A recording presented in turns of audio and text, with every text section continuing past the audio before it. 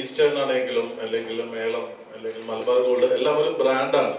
So എല്ലാത്തിനും ഒരു system ഉണ്ട്. നിങ്ങൾക്ക് എല്ലാം സിസ്റ്റം ഡ്രിവൺ ആണ്. എല്ലാ കാര്യങ്ങളും നോക്കാനും ആൾക്കാരുണ്ട്.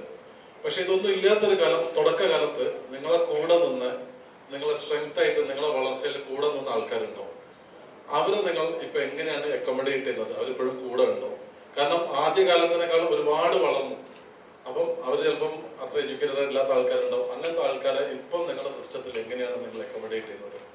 വിഷ്ണുവിന്റെ ചോദ്യത്തിന് ചുരുക്കി പറയുകയാണെങ്കിൽ, എൻ്റെ കമ്പനിയിൽ 58 വയസ്സാണ് റിട്ടയർമെന്റ് ഏജ് ഞാൻ വെച്ചിരിക്കുന്നത്. അപ്പോൾ ഈ പറഞ്ഞ മാതിരി ആദ്യകാലം മുതലുള്ള പലരും ഉണ്ടാവും റിട്ടയർ ആവുന്ന സമയത്ത്.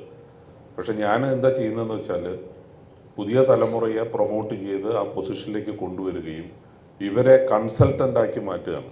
അവർക്ക് സാമ്പത്തികമായിട്ട് അവർക്ക് ജീവിക്കാനുള്ള എല്ലാ സാഹചര്യങ്ങളും ഒരുക്കിക്കൊണ്ട്, ഇപ്പോൾ ഇന്ന് എൻ്റെ ഫിനാൻസ് ഹെഡ് റിട്ടയർ ചെയ്തതിനു ശേഷം അദ്ദേഹം കൺസൾട്ടൻ്റാണ്. പ്രൊക്യൂർമെൻറ്റ് ഡിപ്പാർട്ട്മെൻറ്റിൻ്റെ ഹെഡ് ഒരു ലേഡിയാണ്, അവർ റിട്ടയർമെൻറ്റിന് ശേഷം കൺസൾട്ടൻ്റാണ്. പ്രൊഡക്ഷൻ ഹെഡ് ചെയ്യുന്ന ആളും റിട്ടയർ ചെയ്തതിനു ശേഷം കൺസൾട്ടൻ്റ്. പക്ഷേ അതേസമയം പ്രൊഡക്ഷനൊക്കെ ഇപ്പോൾ ഹെഡ് വന്നു.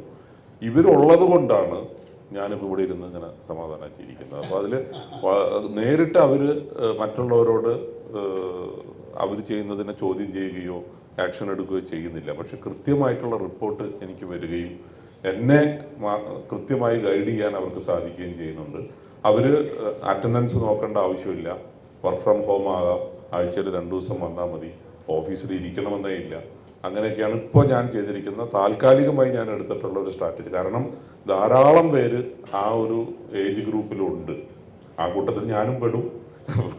എന്നെ കൂടെ മാറ്റേണ്ട ഒരു അവസ്ഥ വരും. കാരണം എന്നാലല്ലേ അടുത്ത തലമുറയ്ക്ക്.